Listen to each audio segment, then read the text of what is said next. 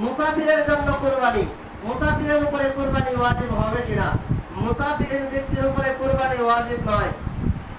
মুসাফির ব্যক্তি যদি 3 দিনের মধ্যে সীমিত আকারে 10, 11, 12 জিলহজ মাসের 10, 11, 12 এই 3 দিনের মধ্যে যদি সামান্য সময়ের জন্য মুকিম হয়, অর্থাৎ স্থায়ী বাড়িতে কিছু সময় থাকে এই 3 দিনের মধ্যে, তাহলে তার উপরে কুরবানি ওয়াজিব হয়ে যাবে।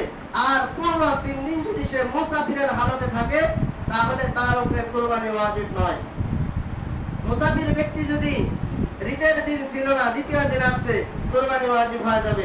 দ্বিতীয় দিন আসে না, তৃতীয় দিন আসছে, এরপরে ওই ব্যক্তির উপরে কুরবানি ওয়াজিব হয়ে যাবে। আর যদি পূর্ণ 3 দিন সে পুরো 3 দিন যদি সে মুসাফিরের হালতে থাকে তাহলে তার উপরে কুরবানি ওয়াজিব নয়।